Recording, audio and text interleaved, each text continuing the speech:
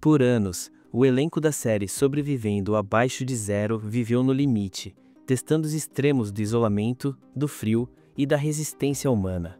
Como a própria protagonista descreveu em uma ocasião, se eu espantar todos os caribus, também vou espantar os ursos.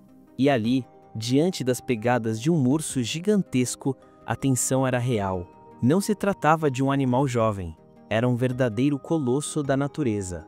Mas agora, rumores de morte começaram a surgir, e a linha entre boato e realidade nunca pareceu tão fria. Quem ainda está lá fora?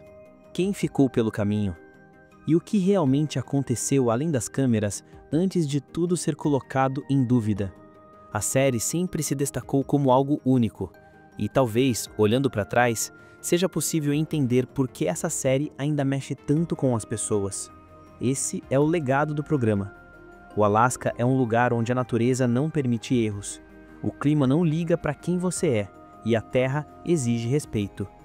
Desde 2013, o programa levou os espectadores diretamente para esse mundo remoto e hostil, longe do conforto e da modernidade. Não é uma aventura roteirizada, nem um reality de sobrevivência com prêmio em dinheiro. Não é eliminação, muito menos celebridades convidadas. É vida real filmada como acontece. A série acompanha pessoas que vivem em algumas das áreas mais isoladas do Alasca. Não buscam fama, tampouco adrenalina gratuita. É simplesmente a vida que lhes coube viver. O frio é real, o perigo é ainda mais real. Cada episódio mergulha o público no coração brutal da natureza selvagem do Alasca. Ali, se perder pode significar nunca ser encontrado. Um escorregão no gelo pode causar hipotermia. Um passo em falso na caça pode colocar alguém cara a cara com um urso pardo e esses não recuam. Não existem hospitais por perto, nem ambulâncias de prontidão. Os perigos são reais e estão em todos os lugares, e é justamente aí que os questionamentos começam. Ao assistir à série, é impossível não pensar, será que algum deles não voltou? O que acontece quando a vida selvagem resolve devolver o golpe com mais força? Com o tempo, fãs começaram a levantar essas questões e os rumores se espalharam. Postagens em fóruns, todos alegando que um dos participantes havia morrido. Alguns vagos, outros com nomes, capturas de tela e manchetes dramáticas, como se a pior notícia tivesse sido confirmada. Mas a grande questão permanece: os rumores são verdadeiros? O Alasca finalmente cobrou sua parte? Ou tudo não passa de mais um mito da internet? E é nesse ponto que surge a hora de falar sobre quem realmente encarou essa vida selvagem e sobre o que aconteceu quando as câmeras pararam. Uma dessas figuras é Sue Aikins, a mulher que nunca recuou. Se existe alguém na série que ficou marcado na memória do público, esse alguém é ela. Forte, direta e extremamente autossuficiente, Sue levou sua vida real para as câmeras. Nascida em 1º de julho de 1963 em Chicago, não ficou muito tempo na cidade. Na infância, sua mãe mudou a família para o Alasca, e aos 12 anos, Sue já aprendia a viver da terra. Essa experiência moldou quem ela seria para sempre. Na vida adulta, se tornou uma lenda da série. Administrando sozinha o Kavik River Camp, um antigo posto de combustível transformado em base de sobrevivência, vive a 317 quilômetros ao norte do Círculo Ártico. Sem vizinhos, sem lojas, sem estradas pavimentadas. E foi justamente ali que ela prosperou. No programa, o público acompanhou Sue carregando suprimentos, enfrentando climas extremos e encarando perigos que fariam qualquer pessoa comum entrar em pânico. O que torna Sue tão fascinante é a sua honestidade. Ela não esconde nada, não adoça a realidade. Sempre fala sobre os desafios e sobre o impacto que essa vida tem sobre ela. O público já a viu em lágrimas, já ouviu xingar as tempestades que arrancam o telhado da sua casa. Mas, apesar de tudo, ela segue em frente. Mais do que sobreviver, Sue administra o Kavik River Camp como um verdadeiro negócio. Ela cuida das reservas, organiza combustível, alimentos e tudo necessário para receber hóspedes, pilotos, pesquisadores e turistas destemidos. Mesmo após se tornar uma figura pública por causa do programa, ela nunca buscou fama. Pelo contrário, manteve-se ainda mais reservada.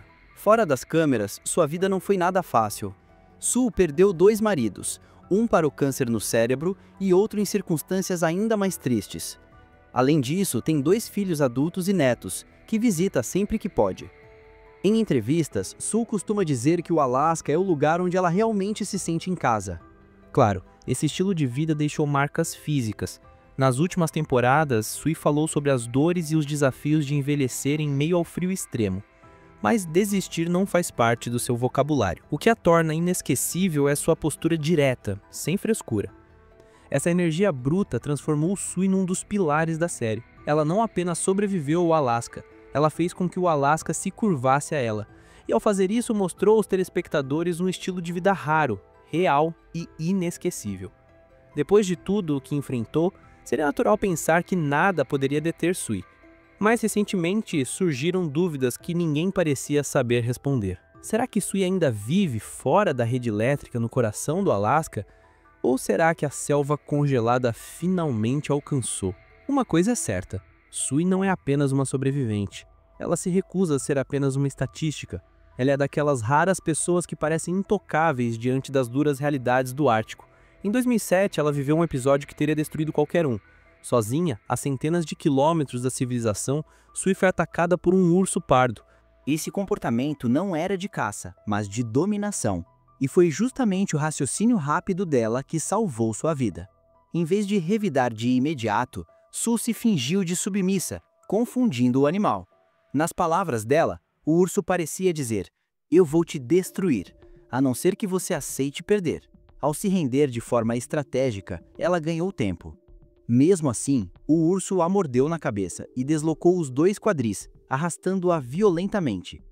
Mesmo ferida, Sue conseguiu costurar suas próprias feridas e, incrivelmente, ainda teve forças para rastrear e matar o urso que a atacou. Mas a luta estava longe do fim. Ela ficou sozinha por 10 dias inteiros antes de ser encontrada. Tentou chamar ajuda, mas ninguém conseguia alcançá-la. Durante esse tempo, enfrentou frio intenso, dor e a solidão absoluta do Ártico. Quando finalmente foi resgatada, foi levada de helicóptero para o hospital, onde médicos realocaram seus quadris e trataram os ferimentos. Anos depois, ela ainda sente as marcas dos dentes do urso na cabeça. Qualquer um pensaria que, depois disso, ela desistiria de vez do Alasca, mas não Sue. Forte como poucos, voltou ao acampamento e seguiu sua vida, administrando o Kavik River Camp e recebendo visitantes. Já em 2023, surgiram rumores na internet dizendo que Sue teria morrido, nada além de mais um boato falso. Ela já foi alvo de várias dessas mortes inventadas. Mas em 2025, a verdade é clara: Sue está viva, forte e cheia de energia. Aos 62 anos, continua compartilhando momentos de sua rotina nas redes sociais, provando aos fãs que segue firme e independente, como sempre foi. Enquanto a história de Sue é marcada por independência feroz, os próximos personagens, Chip e Akins Hailstone, vivem além do Círculo Polar Ártico, onde o sol quase não aparece no inverno e o frio é implacável. Ali, às margens do rio Kubuk, eles construíram um lar profundamente enraizado em cultura e tradição. Chip, nascido Edward F. Hailstone, do estado de Montana, mudou-se para o Alasca em 1988 com apenas 19 anos. O que seria uma aventura passageira virou compromisso para a vida toda. Foi lá que conheceu Agnes, uma mulher criada entre os Inupiat, povo indígena do Ártico. Juntos formaram uma família que mistura antigas tradições com as exigências modernas da vida no gelo. Eles tiveram 7 filhos: Coltan, Tim Mac, Eric, Tuke, Caroline e Mary, além de Douglas e John, do primeiro casamento de Agnes. Para o casal, ensinar os filhos a caçar, preparar alimentos e se adaptar às estações vai além da sobrevivência. É manter viva a cultura de seus antepassados. O casal equilibra dias de frio intenso checando armadilhas, com noites aconchegantes preparando alimentos junto à família. Claro, nem tudo é fácil. Em 2017, Chip enfrentou sérios problemas quando foi condenado por dar declarações falsas a policiais do estado do Alasca. Cumpriu 15 meses de prisão, mas após sua libertação em 2018, retomou a vida no Ártico ao lado de Agnes, que manteve a família firme durante esse período. Agnes, por sua vez, carrega uma marca cultural poderosa: a tatuagem no queixo, símbolo da herança Inupiat. Mais do que estética, ela representa maturidade, trabalho duro e orgulho cultural. Hoje, Chip e Agnes seguem em Norvik, cercados pela família e pelo território que amam. Mesmo com o mundo moderno avançando, eles permanecem ligados ao ritmo da natureza e às lições de seus ancestrais. E, logo adiante, temos outra história inspiradora, Jesse Holmes. Nascido no Alabama, ele largou tudo para viver no Alasca, buscando um sonho que poucos têm coragem de seguir. Instalado na pequena cidade de Nenana, construiu uma vida cercada por mais de 40 cães de trenó e pelo frio implacável. Na série, Jesse mostrou força, calma e uma conexão única com a terra. Entre treinos dos cães, construção de abrigos e batalhas contra o frio, conquistou o respeito e a admiração do público. Sua trajetória é mais uma prova de que o Alasca não é apenas um lugar, é um desafio constante que exige coragem, tradição e espírito indomável. No final de 2022, durante os trabalhos de limpeza depois de uma forte tempestade em Golovin, Jesse sofreu um grave acidente. Um pesado pedaço de entulho caiu sobre ele, quebrando suas costelas, um dos punhos e ainda causando ferimentos internos. Foi por pouco que ele não perdeu a vida, mas mesmo no hospital, Jesse mostrou sua força.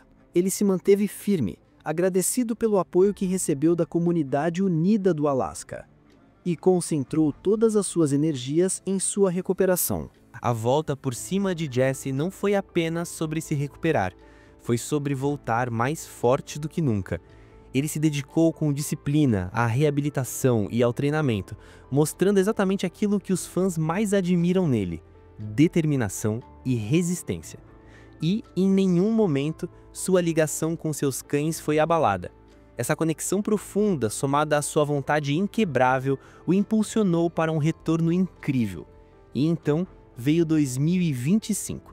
Ele fez história ao vencer a Itadi Road Trail Sled Dog Race, a prova mais difícil do mundo.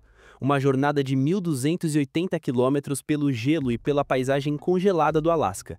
A corrida daquele ano foi ainda mais dura pela escassez de neve, mas Jesse cruzou a linha de chegada em Nome com pouco mais de 10 dias de prova, conquistando o topo entre os melhores mushers do planeta.